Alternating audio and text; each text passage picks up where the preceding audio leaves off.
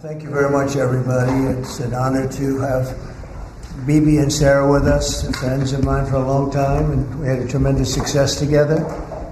And I think it will only go on to be even greater success in the future. So it's really nice to have you at the White House. It's nothing like the White House, and it's great to have you both and all of your wonderful people, Ron. We've worked together for a long time, and we've done well together. We had a great time. I would say it's a lot of work, but we had a great result recently, and we're going to have a lot of great results. So it's great to have you. Thank you very much. Thank you.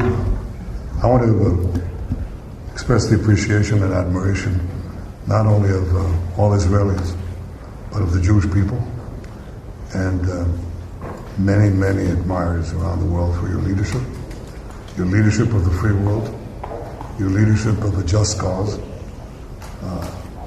and the pursuit of peace and security which you are leading in many lands, but now especially in the Middle East. We have great opportunities. The President has an extraordinary team, and I think our teams together make an extraordinary combination to meet challenges and seize opportunities. But the President has already realized great opportunities. He forged the Abraham Accords. He's forging peace as we speak in one country, in one region after the other. So I want to present to you, Mr. President, the letter I sent to the Nobel Prize Committee. It's nominating you for the Peace Prize, which is well deserved, and you should get it. Thank you very much. This I didn't know. Wow. Thank you very much. Thank you. Coming from you in particular, this is very meaningful. Thank you very much, Bibi. Thank you. Thank you for everything you're doing. Thank you. It's a great honor. Thank you very much, everybody. Appreciate Mr. it. President, have you spoken with any of the families of the victims of the Texas flood? And can you talk about what you would like to do when you travel there on Friday? Well, we're going to just make it as comfortable as possible for the state of Texas. They have a great governor. They have wonderful senators. They have wonderful representatives, and we're going to work together with them. And we have been working really very hard. This whole table has been working. That was a terrible event.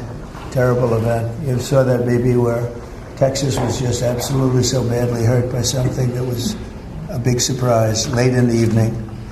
So we'll be working with the governor and all of the people of Texas. Mr. President, We'll be going on Friday. Mr. President, there was a security incident in northern Gaza today, right around the time that the Prime Minister was meeting with the Secretary of State, Mr. Steve Witkoff. Does that, a number of IDF soldiers reportedly have been injured, possibly killed, does that in any way put a wrinkle in ceasefire negotiations with Hamas? I don't think so. They want it. They want to meet, and they want to have that ceasefire. So I don't think so. Steve, could you respond to this? You know about it? Well, I think it's terribly unfortunate. Terribly unfortunate. We were just talking about it, how tragic it is, but we have an opportunity to finally get a peace deal, Mr. Prime Minister, as we discussed, and I'm hopeful for it very quickly. Mr. President, are the tariff letters that you sent today final offers, or are they negotiable? More or less final offer. So South Korea, Japan should take it or We're leave always it? subject to negotiate something that's fair, but we've talked to most of the countries, and pretty much they've had their way for many, many decades, as you know. And it was time that we just wanted fairness. This is not really equitable from our standpoint, because it's just a small token by comparison to the damage that's been done over the years. But we had no other president that was willing to do this. I did it in my first term with China and others. We took in hundreds of billions of dollars of tariffs. No inflation, the most successful period of time that we've ever had financially in the country. The first term. I think this term is going to be much better, even much better than that. That was the best ever, and this is going to be, I think, substantially better. And we're on the way to doing that. We've already taken in over $100 billion worth of tariffs, and we haven't even started. And all I say to the other countries is, you know, some of them wanted to make a deal and want to be fair. Others perhaps got a little bit spoiled. They were a little bit spoiled because for 30, 40 years, 50 years, they were taking advantage of the country. So we're going to, I would say, final, but if they call with a different offer and if I like it, we'll do it. And the August 1 deadline, I mean, is the August 1 deadline firm now? Is that it? I Or would could you say move it again? firm. No, I would say firm, but not 100% firm. If they call up and they say, would like to do something a different way, we're going to be open to that. But essentially, that's the way it is right now, yeah. Mr. President, is your Palestinian relocation plan still on the table? Is there a plan? Has there been any progress in finding countries Yeah, to accept Bibi, why don't I let you Palestinians? answer that question? Mr. President, Wait a minute, wait, he's got to answer the Oh, question. sorry. I think President Trump had a brilliant vision. It's called free choice. You know, if people want to stay, they can stay.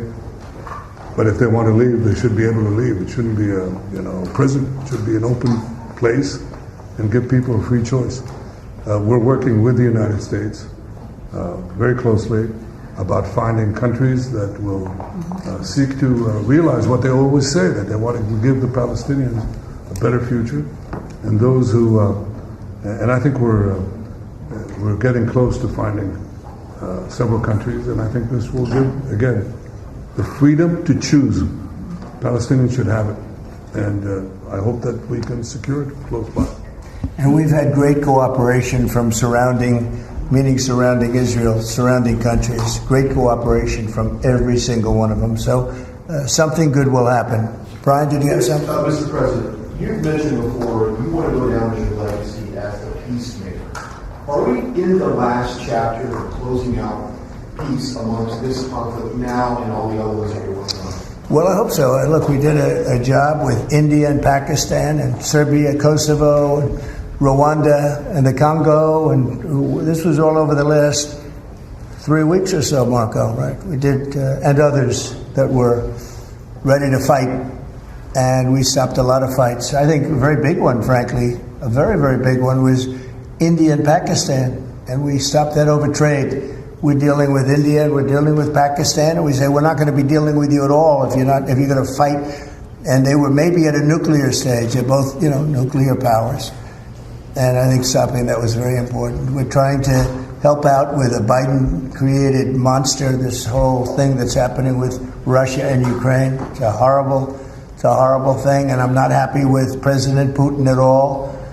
But this is something that would have never happened if I were president. This is a war that was never going to happen. Go ahead, Brian. I was going to say, how would you address your critics that in the election they said that you would cause the next World War III, when in fact you're solving all the problems? I'm stopping wars. And I hate to see people killed. Like, as an example, Ukraine and Russia. They're not Americans there being killed. They're not Israelis that are being killed. These are all Russians and all Ukrainians, but it's 5,000, maybe 7,000 last week, 7,500 last week, mostly soldiers, but people in towns and cities that are getting hit, but mostly death is mostly soldiers. Now, so they don't come from here, but it's 7,000 last week souls, and if I can stop that, they have parents and they have sisters and brothers and getting married, and who knows, they're just people, but they're souls. And if I can stop a war, because I have an ability to do so, I'm disappointed, frankly, that President Putin hasn't stopped. I'm not happy about it either. Mr. President, on the Iran talks, can you say if you've scheduled the next round of Iran talks? And then also on strikes. We have scheduled Iran talks, and they want to talk. Yeah. They took a big drubbing, I think, when we hit the 3 sites, really. I would say the 3 sites, not just the one. The one was a big one, and it was deep in granite, and it was obliterated. It turned out the Atomic Energy Commission said it is obliterated. I would just want to take our hats off to those incredible flyers, the people that flew that big machine, and frankly, the mechanics and everybody else. I mean, they had zero. They flew for 37 hours with zero problem mechanically. I mean, when you think in carrying the biggest bombs ever, the biggest bombs that we've ever dropped on anybody, when you think non-nuclear, and we want to keep it non-nuclear, by the way. But they did a phenomenal job. It was an amazing job, and I think I was talking to Bibi about it before, that was the very beginning of the end. It ended very quickly after that. I don't want to say what it reminded me of, but if you go back a long time ago, it reminded people of a certain other event, and Harry Truman's picture is now in the lobby, in a nice location in the lobby where it should have been, but that stopped a lot of fighting. And this stopped a lot of fighting. When that happened, it was a whole different ballgame. On future Iran strikes, what can you say, what might make you have the desire to do another strike on Iran? Another what? Another strike on Iran. I hope we're not going to have to do that. I can't imagine wanting to do that. I can't imagine them wanting to do it. They want to meet. They want to meet. They want to work something out. Can you say No, when? they're different. They're very different now than they were 2 weeks ago. Is there a date yet, sir, for the Iran talks, or a city? Do you know when and where the next round of Iran talks will be? Well, I can tell you. I'd rather not say, but you'll be reading about it tomorrow or seeing it tomorrow. Mr. President, what is the holdup currently in a ceasefire with Hamas? In which? In the ceasefire between Israel and Hamas, what's currently the holdup? I don't think there is a holdup. Well, I don't think there's a holdup. do you think that you're going to? I think things are going along very well. They just, left each other, and it was not a pleasant period of a few days. It was a little longer than a few days, but this was not a pleasant period of time. And we were at the end. 14 missiles were shot, and every single missile was shot out of the air. It was pretty amazing. That was sort of the end. And they told us they were coming and where they were and what time they were coming. And they said, if you'd like to have a different time, we'll do that. And that's respect when they do that. I appreciated that they did that. There was no surprise. We got the soldiers out of the base in Qatar, in this case. But they knew they were coming. 14 missiles were coming. 1 o'clock, they said, would you like to make it later? I said, no, let them come at 1 o'clock. And at 1 o'clock, everybody was, as you know, over 5,000 people left the base. And we had 3 gunners and 3 assistants. And out of the 14 that were shot, all 14 were knocked down. And that was the end. That was about it. And we had a rough time. But sometimes you need the rough time in order to get. I think things are going to be really settled down a lot in the Middle East. And they respect us, and they respect Israel. They respect a lot of things that took place. Nobody's ever seen equipment like what we sent over to knock out those sites. But when those sites were knocked out, it essentially, that was the end.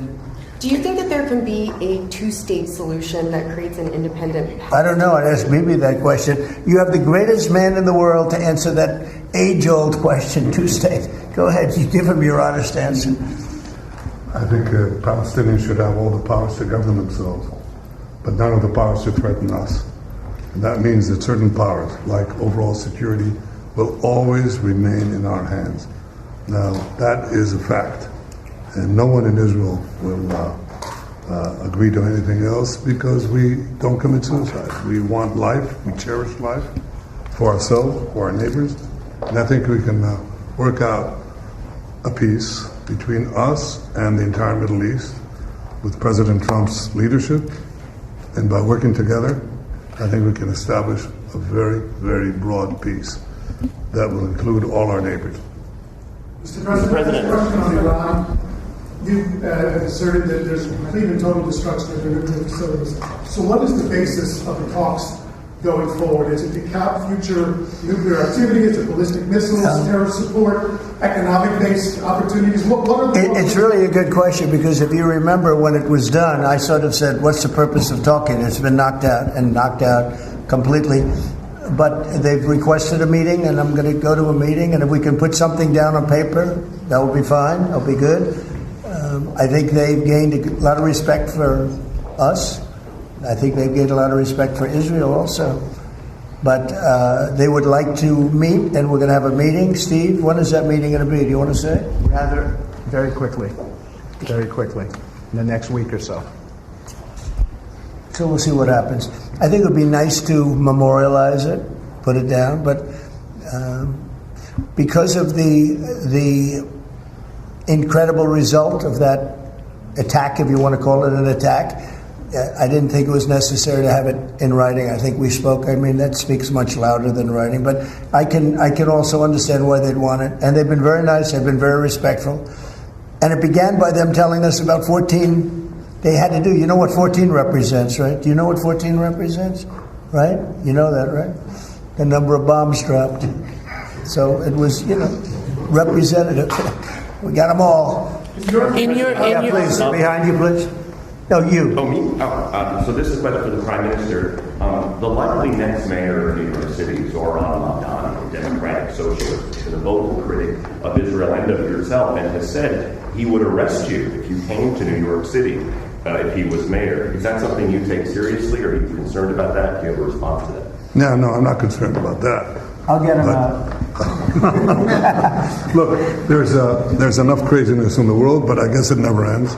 I mean, you have this is folly, and it's it's silly in many ways because it's just not serious.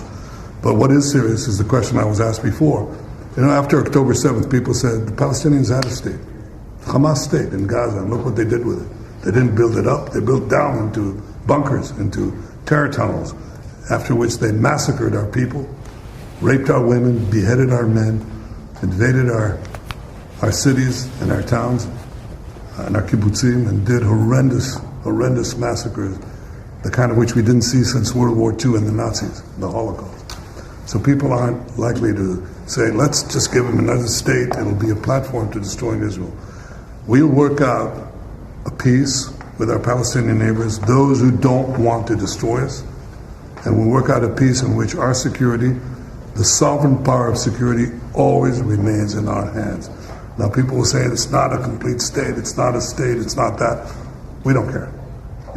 We vow never again is now. It's not going to happen again. So we'll see you in New York next year? Oh, well, look, I'm going to come there with the President Trump, and we'll see how do you know who the mayor will be? I don't know that.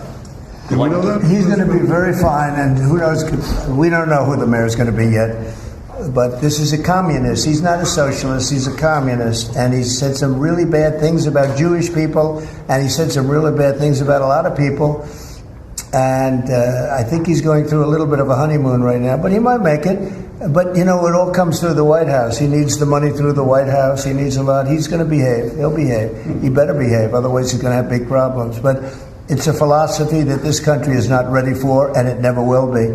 By the way, we have a man with us who thought this was going to be a very glamorous, easy job. He's the ambassador to Israel, Mike Huckabee, former governor, former everything. I'd say he's a former everything, and respected and loved by everybody. And he loves Israel. He loves the state of Israel, and nobody loves it much more. And he's not Jewish, and he loves Israel. And he wanted to be there. I said, Mike, it could be dangerous. No. Well, at least I was right about that. He was in every bunker you could be in. He was running around from bunker to bunker, but he's still with us, fortunately, and he's done a great job. Would you say a few words, Mike? Just want to say what an honor it is to serve you, Mr. President, and to see a historic horizon that we are looking at in the Middle East. And when the President made his trip to the Middle East, and then he really reached out to the new Syrian government, knowing they needed a partner and knowing that they could pick the wrong partner. And what the President did, which took us all off guard, but the strategic move in that has set up something that is absolutely historic. And Mr. President, I don't even think you fully comprehend the impact that you're having on the region in a way that is so remarkable. And it was your leadership, your foresight, you did that. When the B-2s went in, the celebration, the sense of partnership that you gave with the Israeli people was so dramatic. But the message was bigger than to Israel. It was a message to the world. America's friends can trust us, but America's foes had better fear us. And that is a message that the President sent to everyone on the planet. And it is a message that will resonate toward a matter of peace, the likes of which I don't think we've ever seen. So thank you. Great job you're doing, too. Thank you. They love you over there. They respect him and they love him. Mr. President. It's very, very interesting. We had the pilots here yesterday, as you know, and they were incredible. And we also had the mechanics. We had a lot of people here that had to do, I think about 170 people that had to do with that incredible journey. a journey that could have been horrible. You remember what happened with Jimmy Carter with the helicopters and all of the problems, and ultimately hostages. We had the exact opposite. Everything was perfect. It worked perfectly. But I didn't realize, I was saying to one, is this something that you felt strongly about? Absolutely, sir. I couldn't wait. I said, better than you, really better you than me. But they couldn't wait. He said, sir, we've been practicing for this mission for more than 20 years. From just after 2000, they've been thinking and practicing to go into that area. I guess you probably know that better than anybody, Pete. They've been looking at going in, but they never had a president that would allow them to do it. And perhaps right, perhaps wrong. I don't know if that's true or not, but I didn't realize they were preparing for that journey from just a little bit after 2000, the year 2000. And I was pretty amazed by that. They knew it. They knew every inch of it. And they came back and they said, we got it better than we ever did in practice. But they've been practicing for more than 20 years. Can you imagine? Yeah. On Ukraine, Mr. President, are you planning to send more weapons to Ukraine? We're going to send some more weapons. We have to. They have to be able to defend themselves. They're getting hit very hard now. They're getting hit very hard. We're going to have to send more weapons. Yeah, defensive weapons primarily, but they're getting hit very, very hard. So many people are dying in that mess. Mr. President, the one big beautiful bill now signed into law by you, what would you like congressional Republicans to turn their focus to? All they have to do now is talk about how good it is. The biggest tax cuts ever. No tax on tips, no tax on Social Security, think of it, no tax on overtime. From a business standpoint, the jobs are coming in like we've never seen them before. As soon as that was signed, there were 9 factories that announced that they were building the 1-year deductibility, things that from a business standpoint you'd understand. The jobs that are being created. And one of the things that is, and this is also that, but it's also because of the tariffs, a tremendous success. We're taking in hundreds of billions of dollars in tariffs. One of the things that is so exciting is the number of companies and car companies where they're building plants. AI is the big thing. We have over $15 trillion announced already, and it's been, really, I would say it's been during the last 3 months, but we're here for a short period of time, and some administrations never had anywhere near that number for a whole term, probably for a whole 2 terms. But we're up to over $15 trillion coming into our country. There's never been anything like it anywhere in the world. There's never been an investment like that anywhere in the world. Look, I told this story, and I just told it to Bibi backstage. I was talking to him, and I said, the King of Saudi Arabia, smart guy, and also we went to Qatar, and we went to UAE.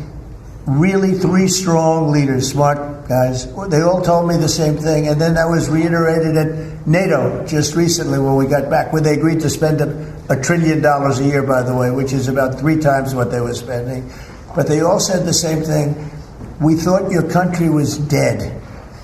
Horrible term, right? We thought the United States of America was dead, and now you're presiding over the hottest country anywhere in the world. We're the hottest country in the world. I think Bibi would admit it, even hotter than Israel, though Israel was pretty hot about a week ago, I can tell you, for the wrong reasons. But we are the hottest country in the world right now, and it happened faster than anybody thought possible. But we have over $15 trillion, and that means jobs, and that means building, and that means things like we've never seen before. So all we can do is keep working hard. There'll be always surprises. Some of the surprises are going to be bad surprises. Mr. President, again, real quick, on Iran, in your view, is the war between Israel and Iran over? Or do those talks need to happen before you can... Well, I would say that the best man to answer that is the Prime Minister.